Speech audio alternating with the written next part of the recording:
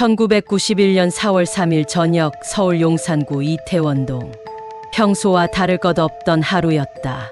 봄 기운이 완연하게 퍼지던 서울의 밤, 이태원의 거리는 외국인과 한국인, 낯선 언어와 익숙한 냄새가 섞인 채 여느 때처럼 붐비고 있었다. 그날 이태원 한복판에서 한 여성이 흔적도 없이 사라졌다. 그녀의 이름은 공개되지 않았다. 언론에는 이니셜 A씨로만 알려졌다.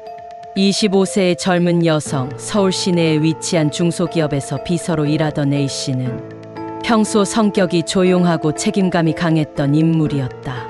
퇴근 시간이 다가오면 부모에게 연락해 귀가 여부를 알려왔고, 친구와의 약속이 있으면 미리 말해두는 성실한 딸이었다.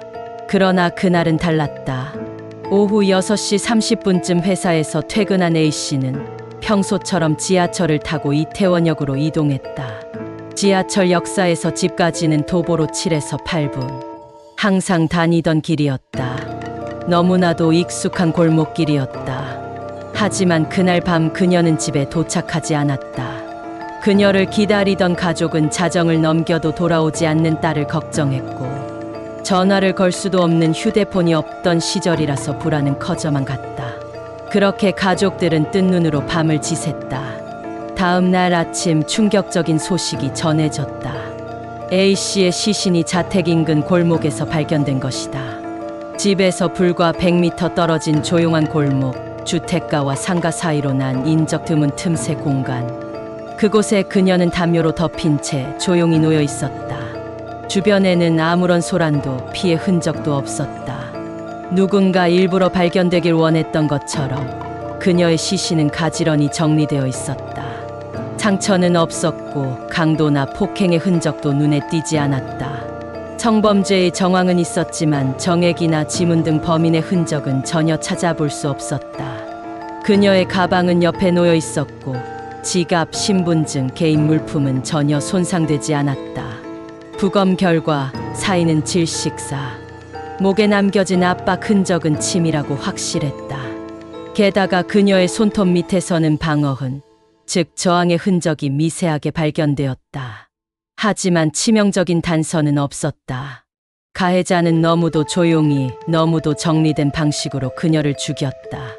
그리고는 마치 죄책감이라도 느낀 듯 몸에 담요를 덮었다. 범인은 누구였을까? 경찰은 사건 발생 직후 피해자의 주변을 조사했다. 직장 동료, 가족, 친구들, 그녀가 다니던 영어학원 수강생들까지 광범위하게 탐문했다.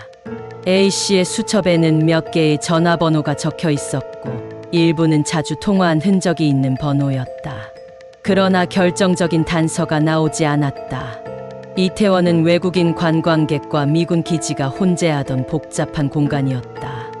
밤거리는 유흥과 혼란, 다문화가 뒤섞인 곳이었고 그곳에 CCTV는 거의 존재하지 않았다.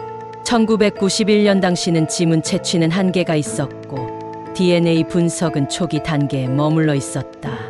현장은 지나치게 깨끗했다. 누군가가 그녀를 살해한 뒤 일부러 피가 튀지 않도록 조심했고 사체는 물로 닦은 듯 깨끗했다. 경찰은 단서를 찾기 위해 인근 주민을 조사했지만 목격자는 없었다. 그 시간대에 수상한 인물을 본 사람도 비명 소리를 들은 사람도 없었다. 결국 경찰은 사건을 면식범의 소행으로 결론 내리고 주변 지인을 다시 탐문했지만 성과는 없었다. 범인은 유령처럼 사라졌다. 처음부터 특정할 수 없었다. 시간은 흘렀다. 1991년에서 2006년까지 15년. 당시 기준으로는 살인죄의 공소시효가 만료되는 시점이었다. 그녀의 부모는 억울함 속에 그 시간을 견뎠다.